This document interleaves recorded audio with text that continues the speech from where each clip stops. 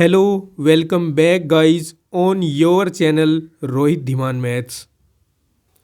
मैं आपका टीचर रोहित धीमान एक बार फिर से उपस्थित हूँ कृषि भौतिक एवं जलवायु विज्ञान 2023 में पूछे गए प्रश्न पत्र के सॉल्यूशन को लेकर। इसमें हम आज ये वीडियो का पार्ट 2 पढ़ेंगे और इसमें हम प्रश्न 12 और उससे आगे वाले प्रश्नों को हल करेंगे।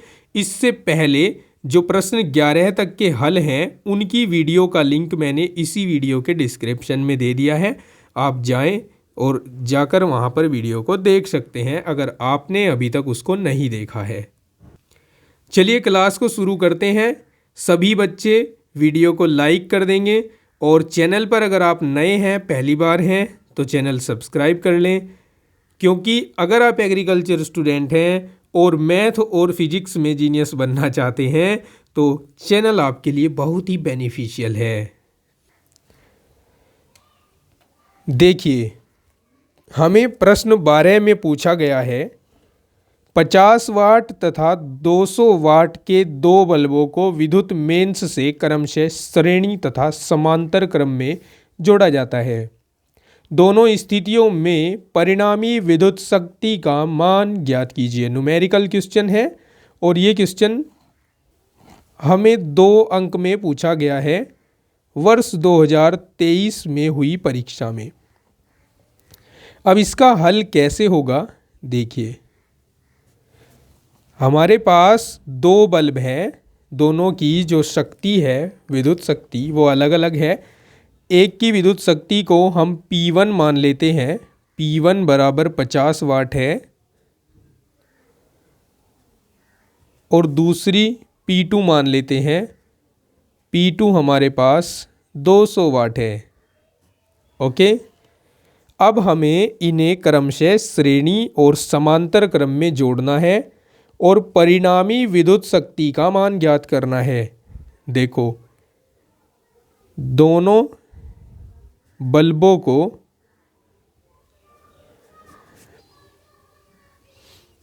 श्रेणी क्रम में जोड़ने पर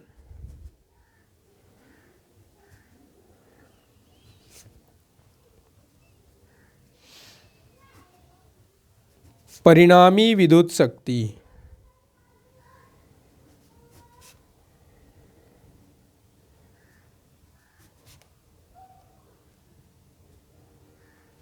इसका सूत्र होगा 1/P बराबर 1/P1 प्लस 1/P2।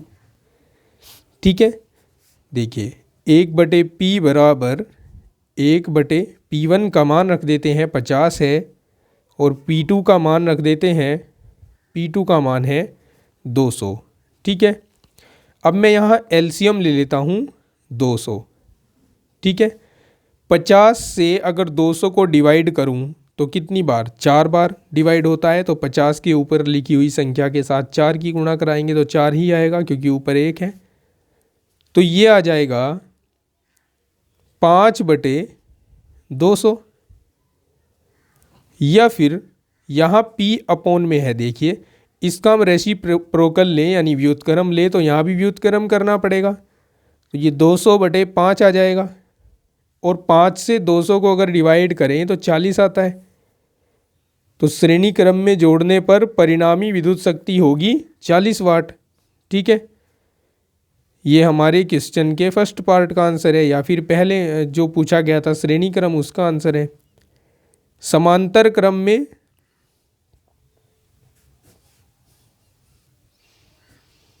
जोड़ने पर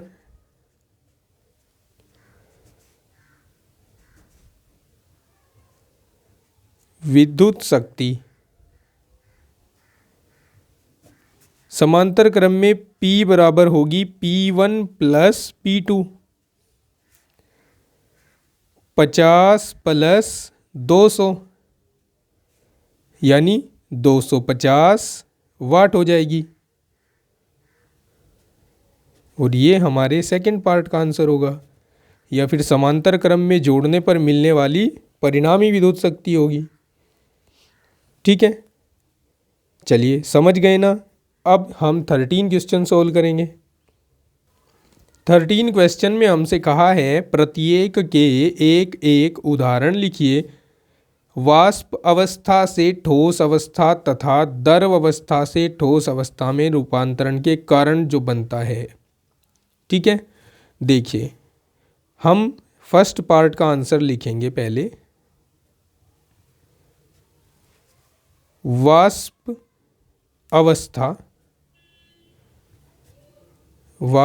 अवस्था से ठोस अवस्था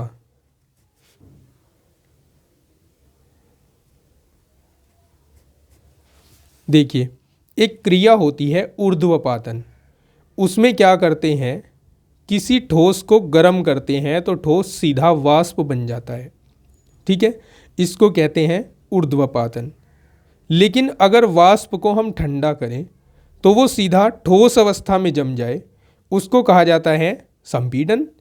तो यहाँ पर हमें ये पूछा गया है कि वो कौन सा पदार्थ है जो वाष्प अवस्था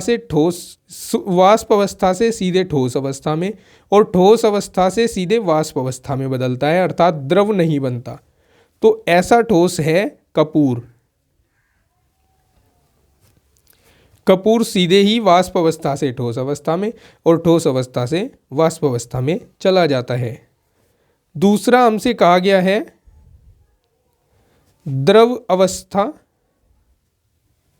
से ठोस अवस्था में रूपांतरण। अब भाई इसका एग्जाम्पल तो आप दिन प्रतिदिन देखते ही होंगे। दैनिक जीवन में आपने कई बार बर्फ़ जमाया होगा अपने फ्रीज में रखकर, तो वो द्रव अवस्था में होता है पानी जो आप रखते हो, लेकिन जब वो बर्फ़ बन जाता है तो ठोस बन जाता है। तो यहाँ आप बर्फ़ का उदाहरण दे सकते हो। ठीक है, अब प्रश्न 14 है जिसमें पूछा गया है उस तरंग का नाम लिखिए जो माध्यम से संपीड़न तथा विरलन एवं शीर्ष तथा गर्त के रूप में चलती है। ठीक है, सिंपल सा क्वेश्चन पूछा गया है। संपीड़न तथा विरलन के रूप में चलने वाली तरंग पूछा गया है।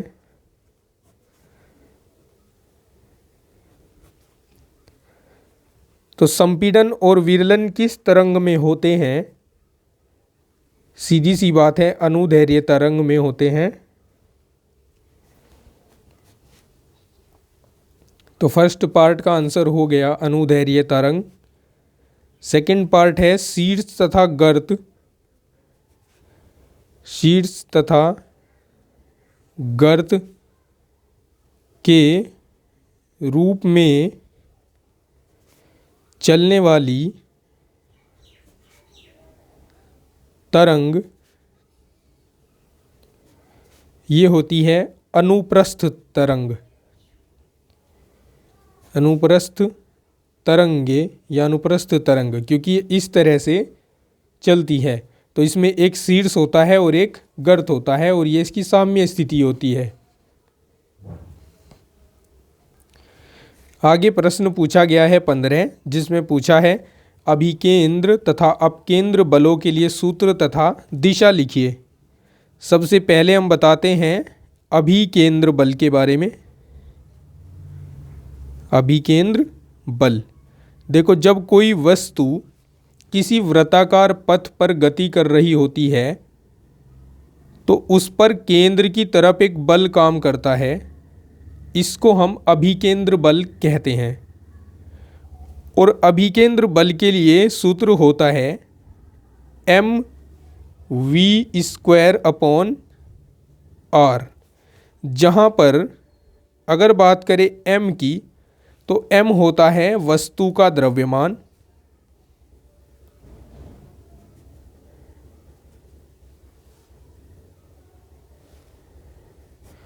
v होता है वस्तु की चाल या वेग या वस्तु का वेग, और r होता है वृत्ताकार पथ की त्रिज्या।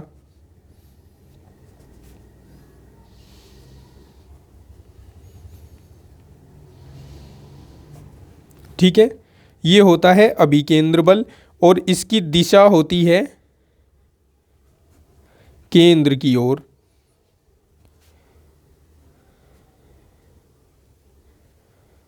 वहीं वस्तु पर, जब इस वस्तु इस पर गति कर रही होती है तो बाहर की ओर एक आभासी एक छदम बल लगता है जिसको हम अपकेंद्र बल कहते हैं। तो अपकेंद्र और अभिकेंद्र बल दोनों के लिए सूत्र mv²/r ही होता है।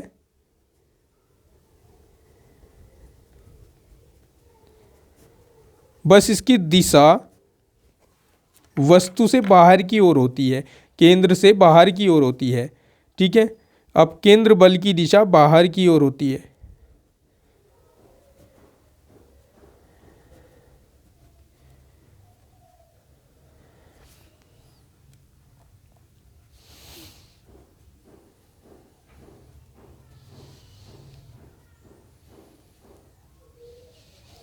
ठीक है,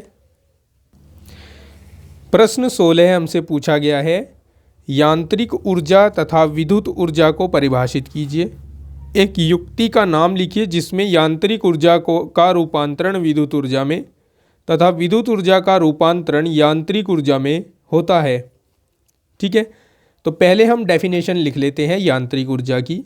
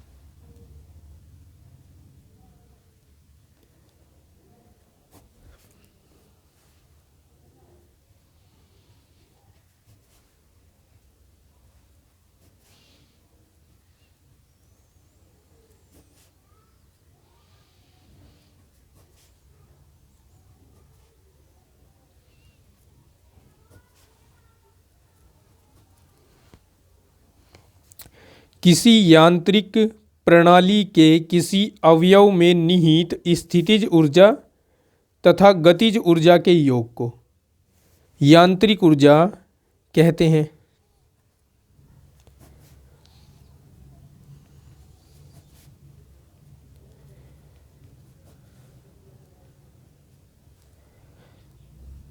ठीक है, इसके बाद हमसे इसमें पूछा गया है विद्युत ऊर्जा किसे कहते हैं।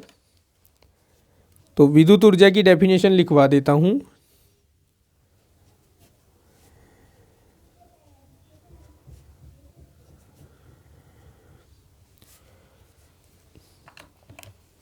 देखिए,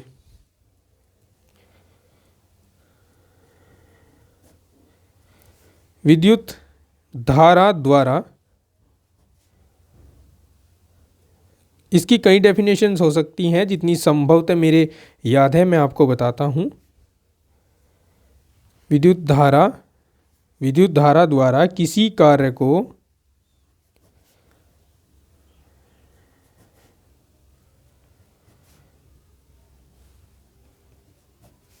करने की अक्षमता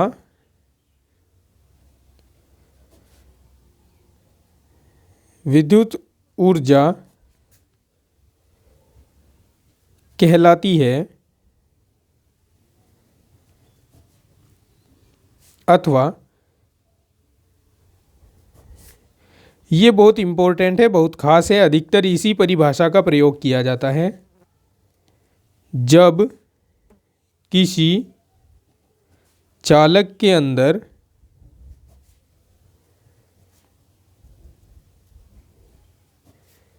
विद्युत आवेश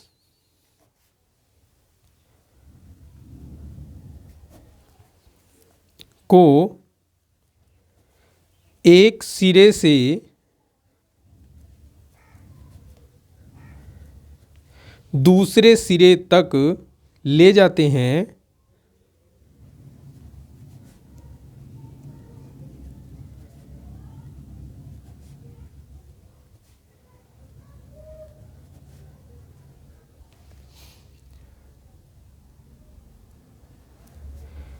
तो इसमें वयव ऊर्जा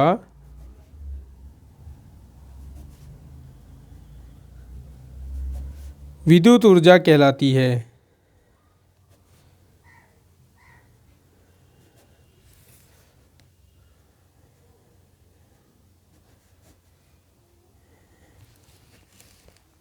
ठीक है, अब हमें पूछा गया है आगे, यांत्रिक ऊर्जा का रूपांतरण विद्युत ऊर्जा में कौन सी युक्ति करती है? यांत्रिक ऊर्जा को विद्युत ऊर्जा में बदलने वाली युक्ति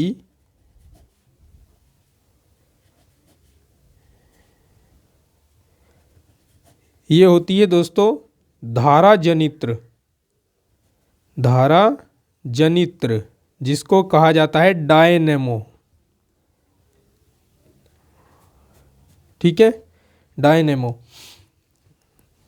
और दूसरा है यांत्रिक ऊर्जा को, माफी चाहूंगा, विद्युत ऊर्जा को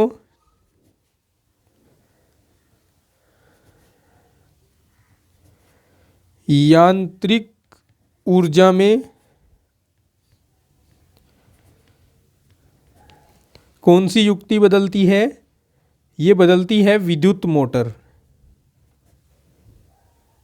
आपने देखा है विद्युत मोटर को चलाकर हम भारी भरकम मशीनें चला सकते हैं, उनसे प्रोडक्शन कर सकते हैं। तो इस तरह से ये विद्युत ऊर्जा का रूपांतरण यांत्रिक ऊर्जा में हो जाता है।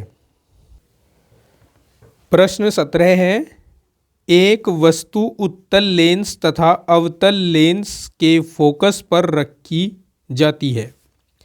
किरण आरेख की सहायता से दिखाइए कि दोनों के लिए प्रतिबिंब कहाँ और किस प्रकार बनेगा।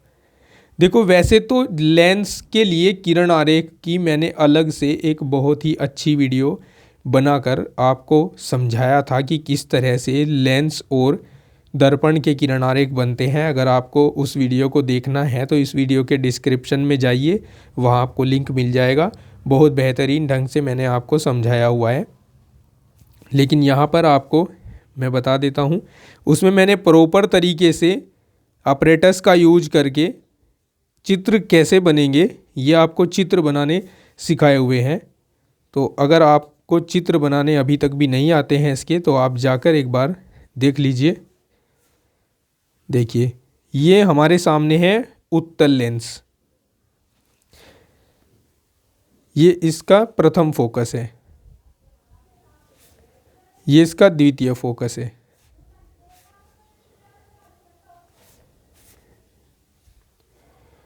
टू एफ डैश, और इसको एफ डैश कह देता हूँ, ये 2F है। अब जो कंडीशन यहाँ है उसमें वस्तु फोकस पर रखी है। लीजिए, ये वस्तु रख देते हैं हम फोकस पर। अब चिन्ह परिपाटी क्या कहती है कि वस्तु से निकलने वाली जो किरणें इस प्रकाशिक अक्ष के समांतर होती हैं वो लेंस से अपवर्तन के पश्चात फोकस से होकर जाती हैं। ठीक है, और जो इसके प्रकाशिक केंद्र C से निकलने वाली किरणें होती हैं वो दर्पण लेंस से अपवर्तन के पश्चात सीधी निकल जाती हैं। अब हम देख रहे हैं ये आगे बढ़ाने पर तो कहीं मिलेंगी नहीं, लेकिन अगर हम इनको पीछे बढ़ाएं तो ये पीछे भी कहीं नहीं मिलेंगी, क्योंकि ये दोनों समांतर रेखाएं हैं। तो यहाँ जो प्रतिबिंब बन रहा है वो अनंत पर बन रहा है जाकर, और चूंकि वस्तु से ये छोटा बनेगा और वास्तविक तथा उल्टा बनेगा। ठीक है, तो यहाँ हम लिख देते हैं उत्तल लेंस के सामने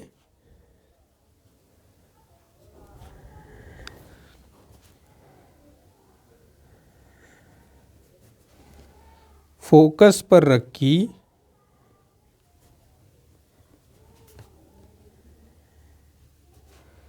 वस्तु का प्रतिबिंब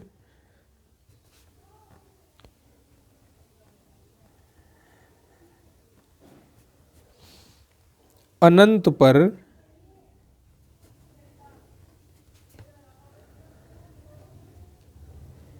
वास्तविक उल्टा बनता है। अब हम बात करते हैं दूसरे लेंस अवतल लेंस की। तो अवतल लेंस बना देता हूं यहां पर। ये अवतल लेंस है, इसका अक्ष है मुख्य अक्ष, ये प्रथम फोकस, ये द्वितीय फोकस एफ डैश और एफ, ये प्रथम प्रकाशिक केंद्र, ये द्वितीय प्रकाशिक केंद्र नहीं, वक्रता केंद्र, और ये द्वितीय वक्रता केंद्र। अब यहाँ पर भी फोकस पर एक वस्तु रखी है, इससे चलने वाली प्रकाश किरणें अपवर्तन के पश्चात एफ से निकल जाती हैं। माफ़ी चाहूँगा, यहाँ ये किरण ऐसे नहीं जाएगी, ये इस फोकस से आती हुई नज़र आएगी। तो इसको थोड़ा सा ठीक कर लीजिएगा, ठीक है। ये लाइन इसमें नहीं इंक्लूड होगी, ये ऐसे जाएंगी, ओके। क्योंकि ये अवतल लेंस है, ये जो भी प्रकाश किरणें आती हैं उनको बिखेर देता है, न कि इकट्ठा करता है। तो ये यहाँ इस फोकस से आती हुई प्रतीत होती हैं। और दूसरी जो प्रकाशिक केंद्र से निकल कर जाती है वो अपवर्तन के पश्चात सीधी निकल जाती है, ठीक है। तो यहाँ पर हम देख रहे हैं, यहाँ प्रतिबिंब बनेगा। और ये प्रतिबिंब कैसा है, इसको कहेंगे कहाँ कि कहाँ पर बना है। तो हम इसको प्रकाशिक केंद्र और वक्रता केंद्र के बीच कह सकते हैं, या फिर प्रकाशिक केंद्र और फोकस के बीच कह सकते हैं। प्रकाशिक केंद्र और फोकस के बीच ये है आभासी और सीधा, ठीक है।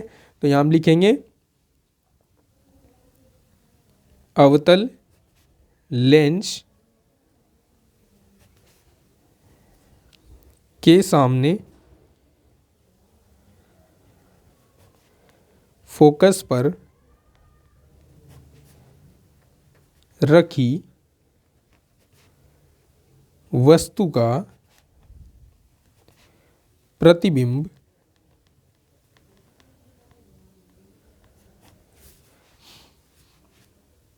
प्रकाशिक केंद्र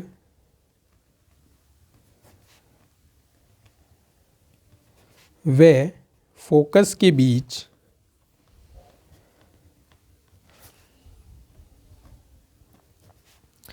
आभासी, सीधा तथा वस्तु से बड़ा बनता है, वस्तु से छोटा बनता है।